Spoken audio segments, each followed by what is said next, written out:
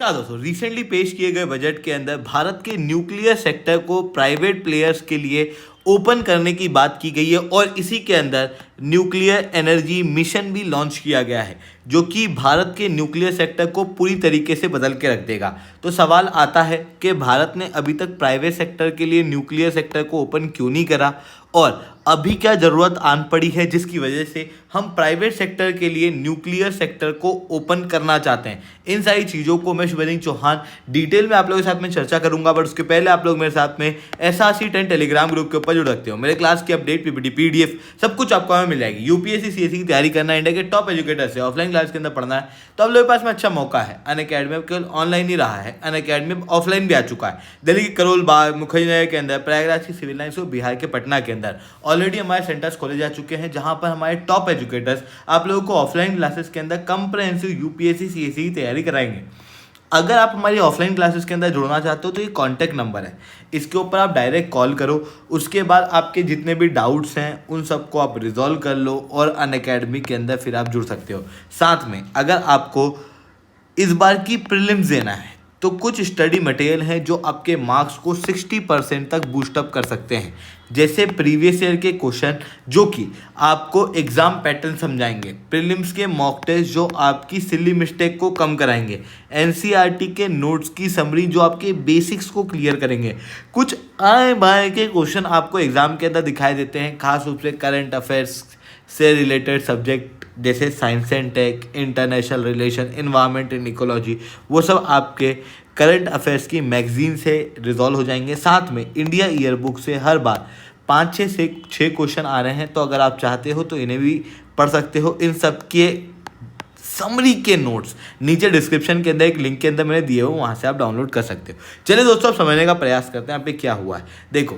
भारत के अंदर जब मैं न्यूक्लियर एनर्जी की बात करता हूँ तो भारत को पता है कि हमें न्यूक्लियर एनर्जी की आवश्यकता है, क्योंकि न्यूक्लियर एनर्जी के अंदर कुछ खास बातें हैं। जैसे अगर आप नॉर्मल एनर्जी की बात करो, जैसे कोयले से एनर्जी बनाने की, तो आपको लगेगा हाँ भाई कोयले को जलाना पड़ रहा है जिसकी वजह से कार्बन डाइऑक्साइड रिलीज हो रहे हैं, जिसकी वजह से कार्बन एमिशन देखने को मिल रहा है। वहीं अगर आप बात करते हो रिन्यूएबल एनर्जी के बारे में, सोलर एनर्जी, विंड एनर्जी, तो उनके अंदर भी अपने कुछ इश्यूज हैं। जैसे सोलर एनर्जी के लिए एक बड़ी लैंड चाहिए, विंड एनर्जी के लिए विंड के साथ में एक बड़ा एरिया चाहिए और ये कुछ सीजन्स के अंदर ही अच्छी एनर्जी जनरेट कर सकते हैं। जैसे विंड एनर्जी समर सीजन में अच्छी जनरेट हो पाती है। ऐसी कंडीशन में हर एनर्जी के अंदर बड़े बड़े ड्रॉबैक्स हैं। न्यूक्लियर एनर्जी एक ऐसा एनर्जी का सोर्स है जिसके अंदर ड्रॉबैक के नाम पे केवल सेफ्टी है। अगर आपने इसे सेफली यूज़ नहीं किया तो इश्यूज हैं। अदरवाइज ये एनर्जी कम एरिया के अंदर बनाई जा सकती है, लार्ज अमाउंट में बनाई जा सकती है और उसकी वजह से कोई भी कार्बन एमिशन नहीं होता। इस वजह से हर कोई जानता है कि न्यूक्लियर एनर्जी का प्रयोग भारत के अंदर बढ़ाना जरूरी है, क्योंकि आज के समय पे भारत के अंदर न्यूक्लियर एनर्जी केवल 5th largest source of energy है और ये टोटल एनर्जी का 3% ही कंट्रीब्यूट भारत के अंदर करती है। भारत के अंदर टोटल 22 न्यूक्लियर रिएक्टर 7 अलग अलग न्यूक्लियर पावर प्लांट के अंदर देखने को मिलते हैं, जो कि ओवरऑल रूप से 6780 मेगावाट तक की एनर्जी को प्रोड्यूस कर सकते हैं।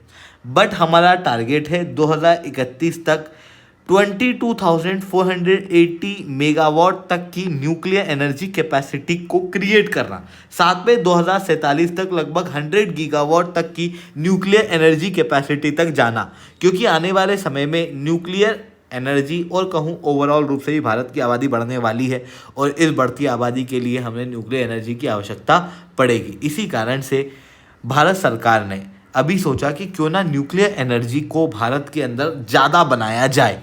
अब न्यूक्लियर एनर्जी के कम बनने का एक मेजर कारण ये है कि भारत के अंदर अलग अलग सेक्टर को प्राइवेटाइज किया गया 1991 के बाद, बट 2 सेक्टर कभी भी प्राइवेटाइज नहीं हुए। सबसे पहला है रेलवे और दूसरा है न्यूक्लियर सेक्टर। न्यूक्लियर एनर्जी का सेक्टर हम लोगों ने प्राइवेटाइज इसलिए किया क्योंकि इसके अंदर एक्सट्रीम सेफ्टी की आवश्यकता लगती है, जो कि हो सकता है प्राइवेट सेक्टर मेंटेन न कर पाए, और इसी वजह से हम लोगों ने अभी तक न्यूक्लियर एनर्जी का सेक्टर प्राइवेट प्लेयर्स के हाथ में नहीं दिया है। दूसरी तरफ अगर मैं रेलवे सेगमेंट की बात करूं तो रेलवे के अंदर भी हम लोगों ने कंप्लीट प्राइवेटाइजेशन नहीं किया है। कुछ लेन्स हैं जहां पर हम प्राइवेट प्लेयर्स को इंट्रोड्यूस करके पायलट प्रोजेक्ट चला रहे हैं, पर अभी तक प्राइवेट प्लेयर पूरी तरीके से रेलवे सेगमेंट के अंदर नहीं आए हैं।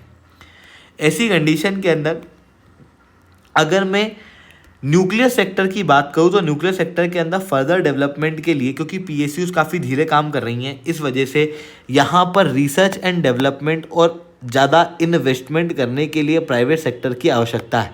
और इसी वजह से भारत सरकार द्वारा अब एटॉमिक एनर्जी एक्ट और civil liability for nuclear damage act को चेंज किया जाएगा और यहाँ पर प्राइवेट प्लेयर को अलाउ किया जाएगा, ताकि प्राइवेट प्लेयर भारत के अंदर ओवरऑल रूप से न्यूक्लियर एनर्जी के अंदर इन्वेस्ट कर सके और इन चीज़ों के जरिए भारत के अंदर न्यूक्लियर एनर्जी का एक कंप्लीट इकोसिस्टम जो है वो बनाया जा सके।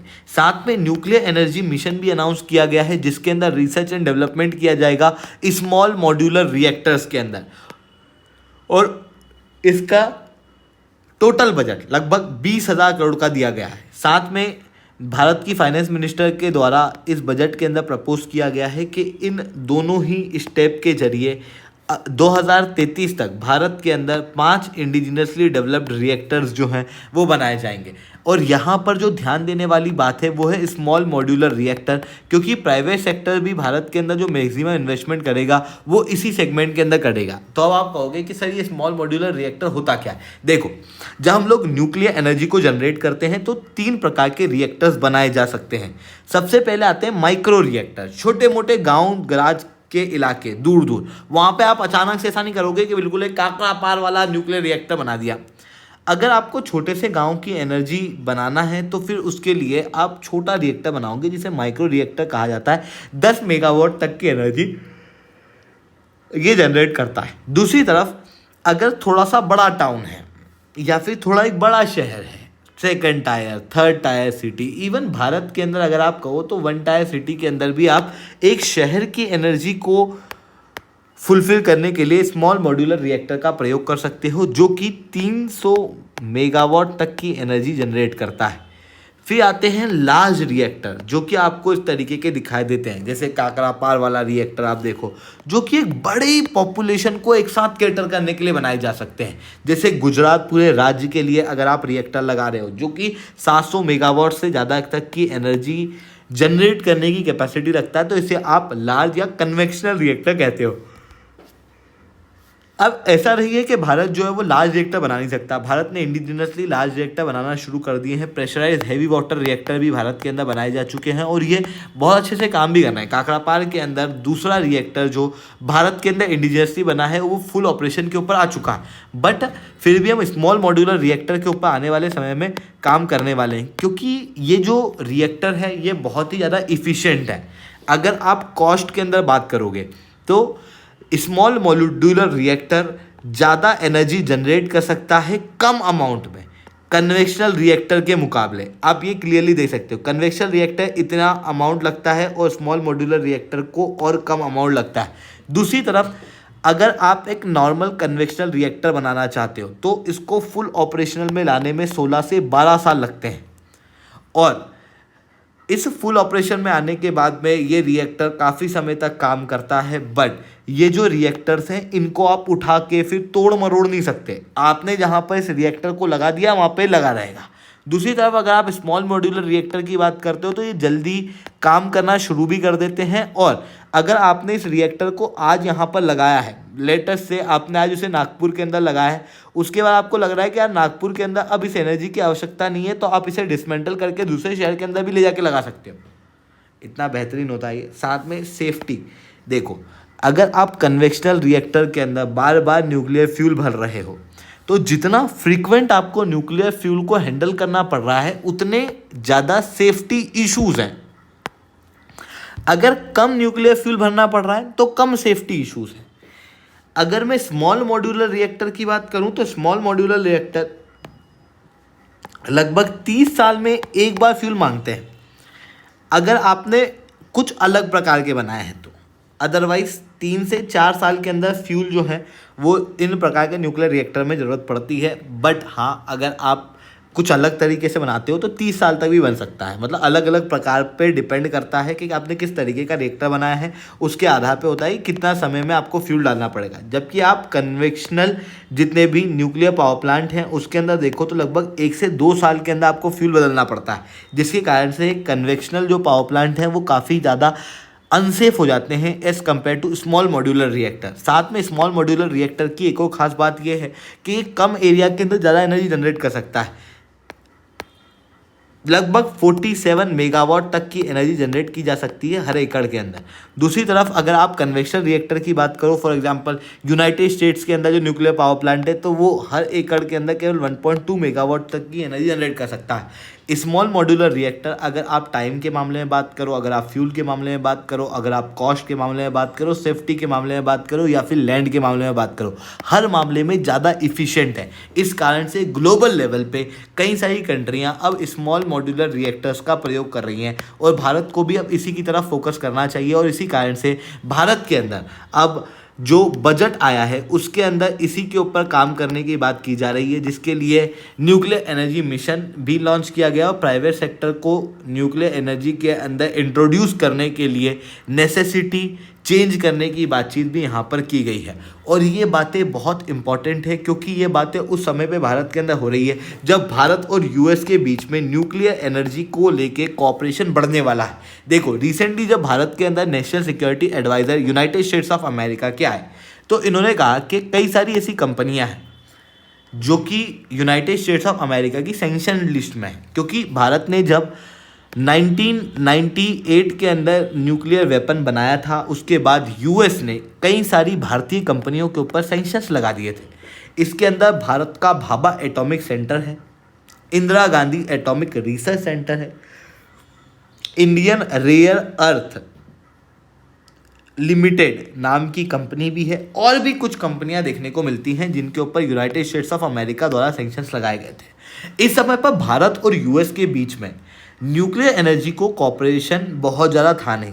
बाद में फिर भारत और यूएस के बीच में सिविल न्यूक्लियर डील साइन हो गई, बट डील साइन होने के बावजूद भी भारतीय कंपनियों के ऊपर सैंक्शंस हटे नहीं थे, जिसके कारण से डील तो साइन हुई पर उस डील का फ्रूट दोनों ही देशों को नहीं मिला।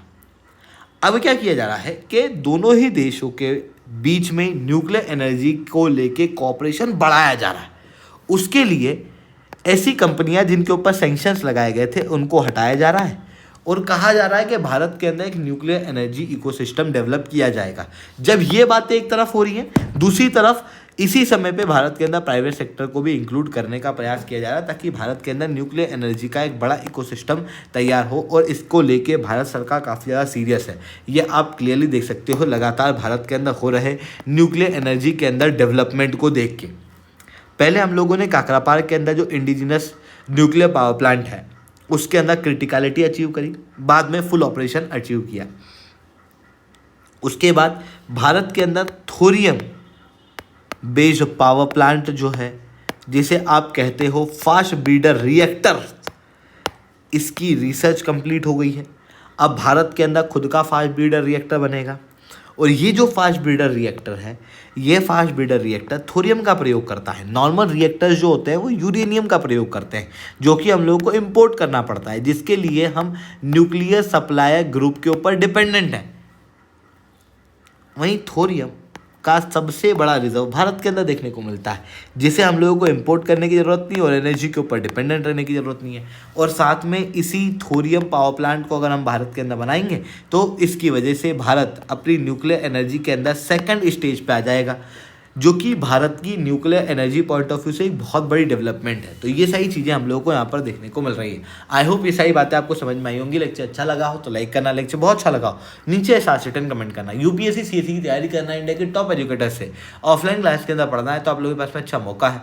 अनअकैडमी में केवल ऑनलाइन ही रहा है, अनअकैडमी अब ऑफलाइन भी आ चुका है। हमारे सेंटर्स ऑलरेडी खोले जा चुके हैं। अगर आप हमारे सेंटर्स पर जुड़ना चाहते हो बिल्कुल से जुड़ सकते हो। इसके अलावा अगर आपको इम्पोर्टेंट स्टडी मटेरियल जैसे करंट अफेयर्स की मैगजीन, एनसीईआरटी के नोट्स की समरी, प्रीवियस ईयर के क्वेश्चंस और प्रीलिम्स मॉक टेस्ट